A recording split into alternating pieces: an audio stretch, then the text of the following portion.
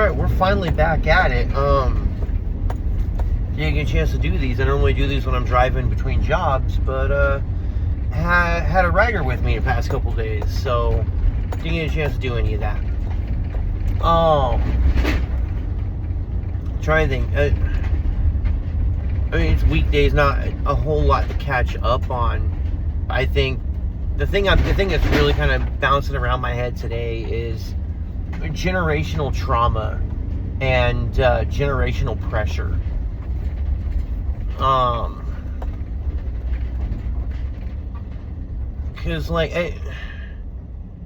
it's kind of common knowledge that I don't have much of an extended family. Like, at this point, I have my uncle and his partner, my dad, and my little brother. That's pretty much it. I've got, a couple cousins on Facebook that were my mom's cousins that I just kind of see what they're posting, and that's about it. I haven't talked to my mom in almost 2 decades, same with my grandma. I don't really have that much other people in my family anyway. I have a half-sister out there who I sometimes see on Facebook, but yeah. And I see it as a good thing. One, I never had a big family, and then two, this is kind of the much, much, much bigger one, is that I made it a point to get rid of a lot of the people in my family. Because they were, because the whole situation was toxic. There was a lot of hypocrisy between what they said and what they did. A lot of people claiming to be Christians who don't act very Christ-like. Just a lot of stuff like that. And and I never thought about it much until more recently, as my partner has been dealing with her own issues with generational trauma, generational pressure. And I think what makes it messed up is it's it seems alien to me, because she comes from the kind of family where even if you're a bad person, everybody just kind of glosses over it. There's no accountability. There's no call to change or to improve or anything like that. There's just I'm sorry, I'm looking at this plumbing van in front of me that has a bunch of stuff spelled wrong on the plumbing van. Whatever. But yeah, it's the type of family, when I talked to her when I went to her grandma's birthday, one of the things I saw was that some of the family members that have, more toxic relationships or have some stuff going on, everyone sits there and watches the tea, but no one actually does anything, says anything. Everyone just goes, well, I'm glad that's not my relationship. And I saw this firsthand. And of course, I go to my partner, hey, what's the history there? And at one point, they're half arguing, half yelling at each other. And everyone was just mostly ignoring it.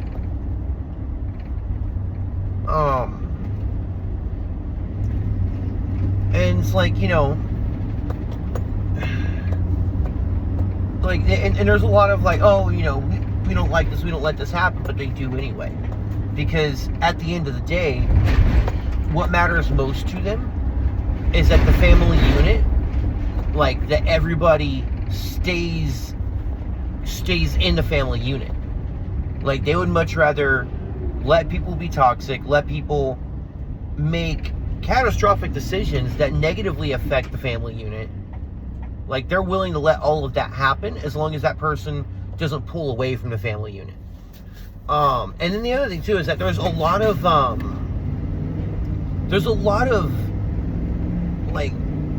respecting elders because they're your elders. like, you know,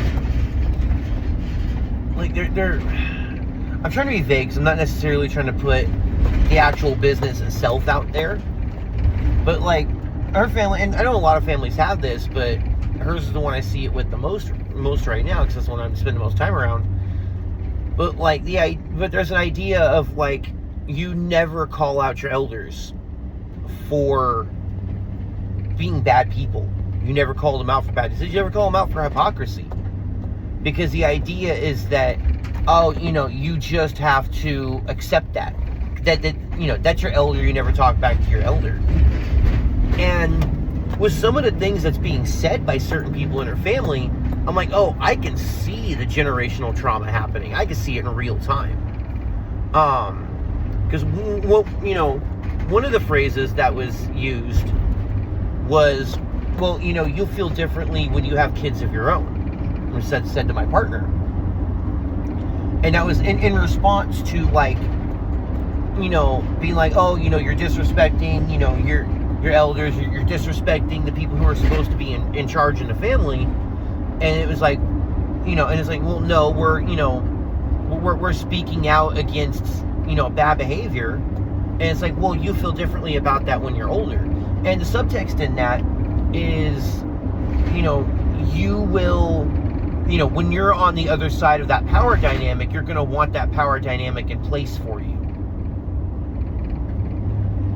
And it's kind of one of those things where it's like, I don't know if I've talked on here before, but there is a thing of like, the reason why a lot of power structures don't actually get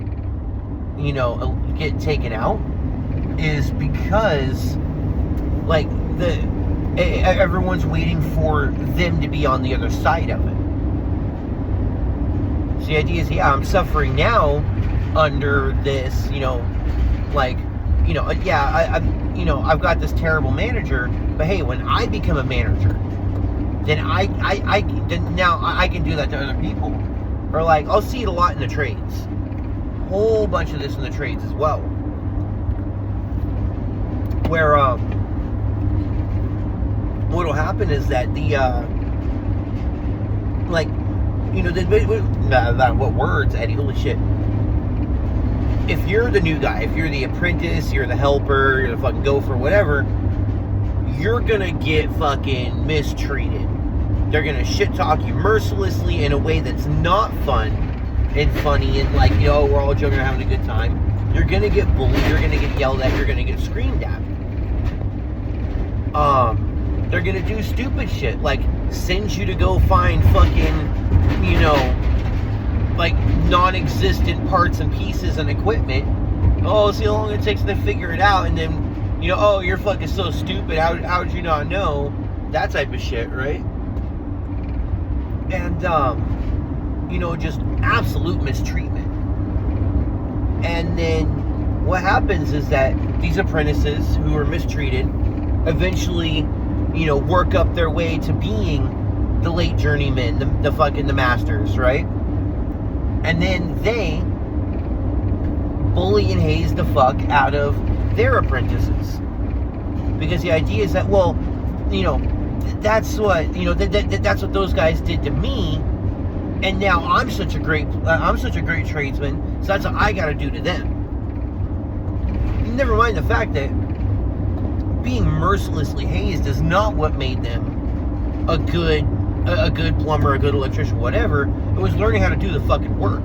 All the rest of that shit was a power dynamic of, you know, and like basically generational abuse. You know, it's like, it's so fucking toxic, and it's so, like, it's so bad. Especially because, like, you know, I'm trying to find the words for it right now, because it's just insane to me.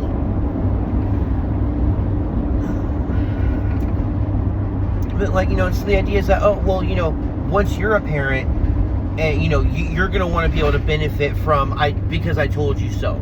You know, because I'm the parent, because I'm the elder. You know, like, you can't talk back to me because I'm older than you.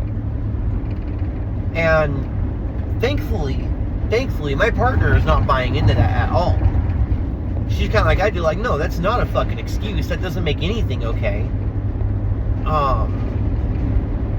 You know, like, we should always be striving to be better. And so, it's fucking just insane. Like, at least I wish I could do more. I may talk to my partner and see if I can make a more detailed follow-up. Because but I mean, like, you know, it. Oh, and I could go into this direction of it. The other issue that's been happening, though, is that all of these terrible traits, all of these things, the elder in question keeps going, well, it's, you know, it's a cultural thing. It's a cultural thing, you want to understand. She's done this to me multiple times when I call out toxic behavior. It's like, or like toxic attitudes, or the fact that the amount of, like, pressure that she puts on my partner to just fall in line, or to, like, you know, hey, let's go do this thing. My partner says no, and she just, you know, basically fucking bullies the fuck out of her until she does. And then when I, you know, when I try to stand up for my partner and be like, no, I'm not gonna let her get bullied, it's like, it's a cultural thing. You wouldn't understand. It's a cultural thing. And this elder in question has been pulling this on my partner as well. You know, because they're from another country, and so there's been a whole lot of, like, it doesn't come up often. When it comes up, it's very pointed, but this idea that, you know, because my partner, yes, she was born in the other country, but she was raised here in America and has very Americanized views. Then, you know, they kind of treat it like, oh, well, you know, you don't, you know, you're too disconnected from the culture. You're too Americanized. You're, you know, you don't understand that this is the way the culture works. And so, you know, and with my partner and I, we've been kind of talking about how, like, this doesn't make any, like, you know, generational, you know, trauma and oppression in a people looks like culture. And that's what's happened, is that her family is going, you know, all of this generational trauma is our culture, when it shouldn't be. You know, your culture shouldn't be, hey, we all mistreat each other and are terrible people and toxically force everyone to just fall in line, you know, because it's tradition, because it's culture, and it's not acceptable. And so my partner and I are both the type of people where it's like, no, we're gonna, you know, we're gonna break the cycle. We're gonna break the fucking, you know, we're gonna, you know, you stop that now. But it's rough because it is hard. It is hard for her because, you know, it is still her family, and she was raised with a family that's like that, where it's like, because I remember even when her and I first got together, we would talk about it. She's like, well, you know, family's always first. Family always comes first. Family's always first. And it's like, and now she is kind of getting close to that thing of, like, you know, where it's like, yeah, sure, family is important, but that doesn't mean I have to subject myself to that. And so it's rough. It is.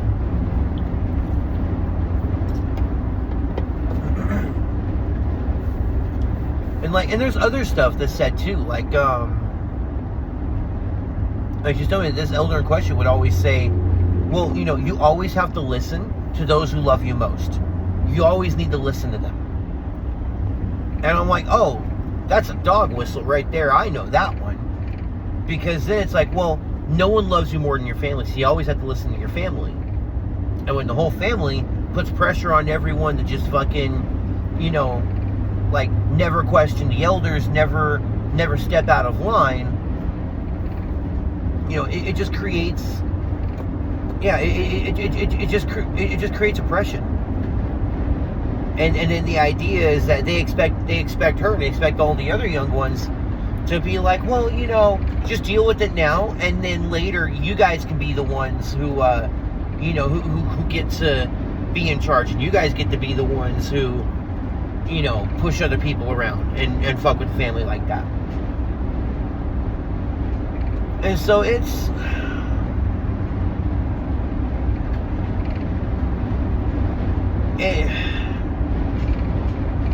does look like, too, like, the other younger generation in that family, based on what I've seen, seems like they have a much more critical view of things. None of them, I don't think, are as disillusioned and disenfranchised as my partner, but eyes are opening. And so we'll see how it goes. But this is going to be an ongoing thing. And it's rough for me, because for me it's like, oh, it's simple. You just cut people out of your life. Fucking burning bridges, right? Like, cause that's how I am. That's how I've always been. It's like, I love the smell of burning bridges in the morning. It smells like freedom. Because that's what I did when I started recognizing those toxic, oppressive elements. Because like, those did exist in my extended family as well. And I went, no, not happening. And I think for me, it may be a little bit easier for me too, because like, with my own abusive mom, I was already in a position to go, you know what, like, family doesn't always have your best interest at heart, because, your mom's supposed to have your best interest at heart. My mom's never had my best interest at heart. And then my dad is more of the rebellious side, and my uncle especially is ultra rebel. Like, never fell in line. Always the fucking, not even the black sheep, just always the fucking, the true independent, the true free thinker of the family. And he was my favorite uncle. And so, like, I spent a good amount of time with him when I was a kid. And so I think a lot of that rubbed off on me, where it was like, okay, cool. Like, these people who I idolize in my family are the rebellious type, are the ones who don't prostrate themselves before authority, who don't just blindly accept things as they are. They question. They apply critical thought, and they're willing to, they are willing to stand on their beliefs, even if it means that they stand opposed to people in the family. And so that was, those were my things growing up. And so having those influences made it much easier for me to stay that way and to stay the course. And and the thing is, where it's like, it's so easy for me. It's so easy for me to just be like, nah, cut them out. And it was one of those things. I'm not gonna say it's a division between my partner and I. It's just,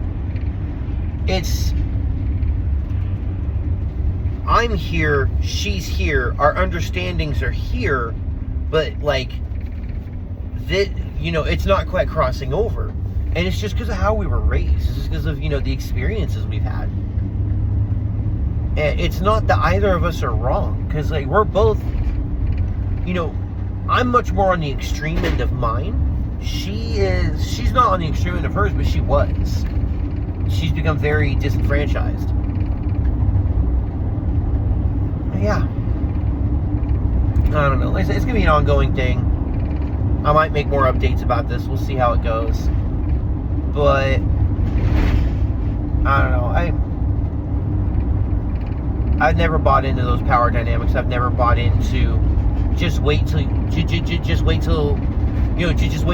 to be the oppressor and then it'll be okay. That's never been me. It never will be me. See how it goes.